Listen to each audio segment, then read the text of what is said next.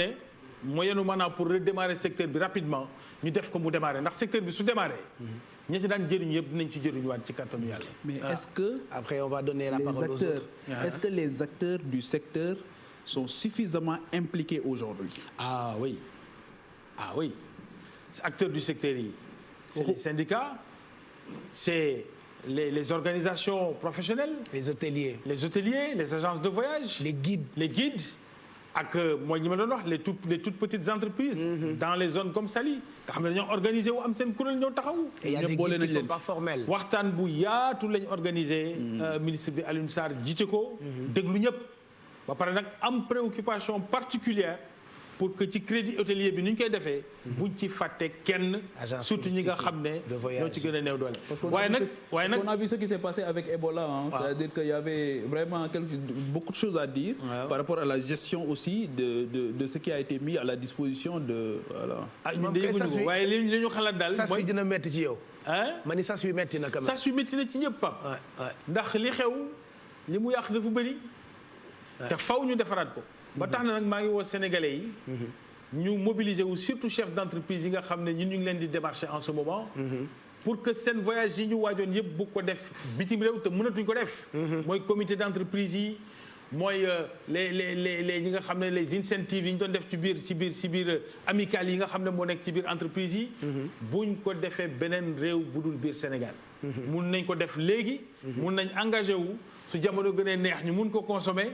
waaye yaakaar nañ ne d'ici peu sénégalais yëpp dinañ mën a découvrir l'intérieur du pays et ñun dinañ organiser wu pour que produits touristiques yi ñu yóbbul ko sénégalais yi ñu xam ko. Voilà. Et c'est ça qui est le plus important. Parce que ku ne xam na ni tourisme moom bokk na ci source de devise yu gën a mag fii ci Sénégal après la pêche ah. C'est ça. D'où question yi ñun nit ñi la koy laajee noonu lay jógee un peu partout. Absolument. À travers téléspectateurs yi internautes yi sénégalais yi kenn ku nekk yaa ngi réagir parce qu'il y a beaucoup d'impactés qui nous regardent et que yow agence bi ñu la dénk ma fàttaliwaat ko bi nga ci toogee ak léegi yàggul mais yow yaa ñu war a jaayal destination Sénégal bi depuis qu'on en parle am na ay jéego yu bëri yoo xamante ni dégg naa ni teg ngeen ko on en parle tout à l'heure mais quelques questions à tour de rôle waaw.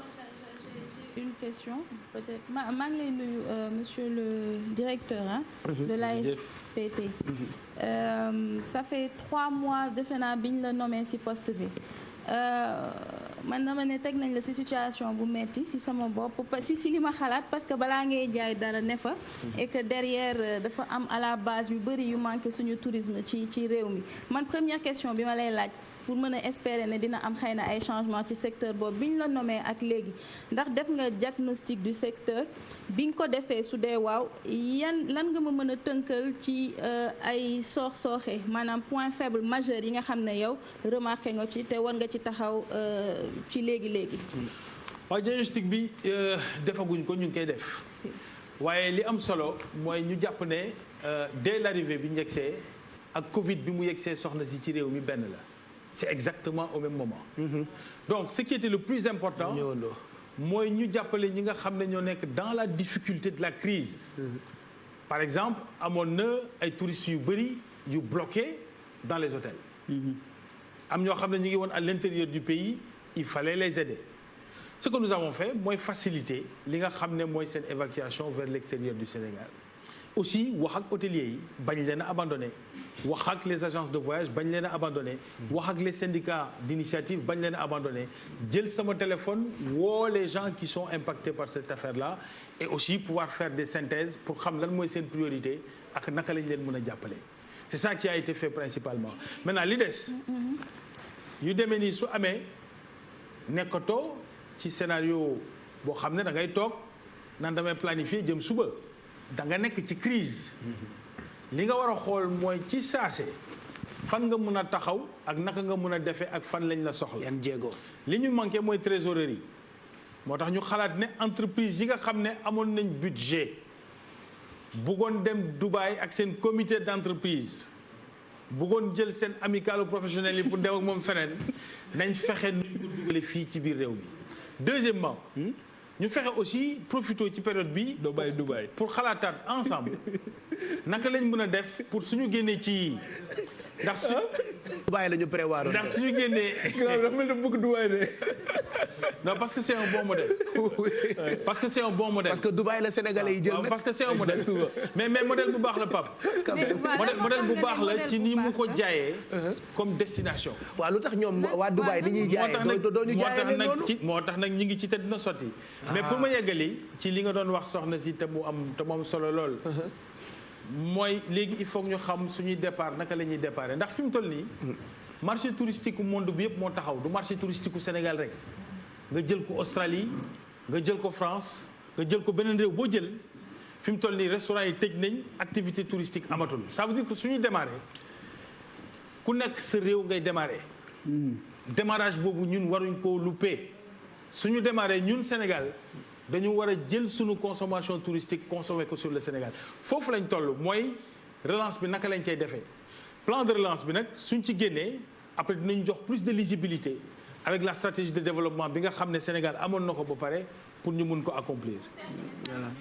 waxu résilience tey xam nañ ne wax nañ fi tourisme religieux wax nañ fi beneen tourisme mais dafa am tourisme bu ñu soxal muy le tourisme des affaires maanaam tey bëri na ñuy dugg ci réew mi jóge partout dans le monde business moo leen di fi indi am na yenn période yoo xam ne sax dans les hôtels mënatoo am place parce que loolu moo leen fi indi mais derrière suñu paree automatiquement dañuy dem alors que waroon nañ fi ñëwaat avec leur famille pour découvrir des sites et pas mal d'autres choses tey fi ñu jëm nii on sait que on va ouvrir bientôt les aéroports parce que mënuñoo tëj aéroports yi indéfiniment on a découvert du pétrole du gaz il y a plein de choses yoo xam ne il faut qu'on apprenne à vivre avec le virus tey en termes de politique pour anticiper sur ces éventualités à venir yan xalaat ngeen ci am en tant que directeur de l'agence. waaw en tout cas secteur boobu ngay wax mooy le secteur du MAES mooy les grandes rencontres les meetings les incentives ak li nga xam ne mooy les grandes conférences et les grands événements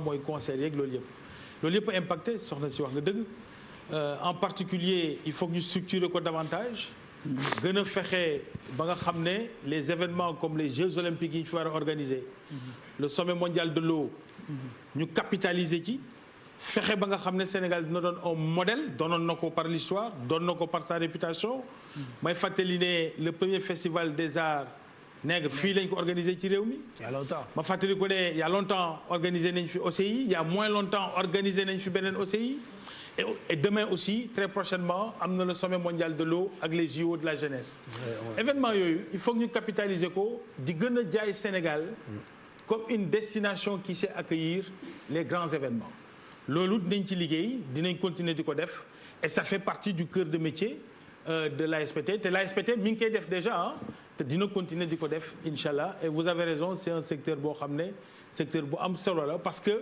nit mun na ñëw pour un événement mais découvrir fi la culture découvrir fi le terroir découvrir fi nos plages ak le pays et en profiter mais c'est déjà le cas le secteur du maïs est très dynamique au Sénégal comparé à la sous-région mais mun nañ ko gën a ñoŋal mun nañ ko gën a développer. faral di kaas mooy suñu ñëwee ba def seen séminaire yooyu après ils rendent les valises vides ils n'ont rien à acheter ils n'ont nulle part où découvrir donc c'est une des choses yoo xam ne très souvent dañ koy. waaw bon am nañ Gorée quand même am nañ le marché Kermel et les gens suñu ñëwee ils prennent le temps quand même de visiter certains sites mais am na lu bëri lu ñu war a mun a gën a jaay. nga jël par exemple le phare n'est pas un point boo xam ne on le développe beaucoup war nañ ko gën a mun a développer. Il y a beaucoup de choses à faire du point de vue de l'accélération de la promotion te dinañ ci taxaw avec tous les acteurs touristiques parce que nag wax nga ko sànq nous avons un secteur résilient vous avez raison les acteurs du tourisme sénégalais sont à féliciter c'est des professionnels qui savent faire leur travail et à chaque fois suñuy jéggee ay crises yu mag seetlu nañ ne ñoom du ñu bëri jafe-jafe pour organiser waat rapidement pour vendre encore la destination Sénégal à travers leurs produits te dinañ leen gën a encadrer gën leen a jàppale ci liggéey boobu ci kàttanu yàlla loolu daal en tout cas mooy yéene bi. voilà on espère que touriste bu fi ñëwati bu demee dina dellu si waat.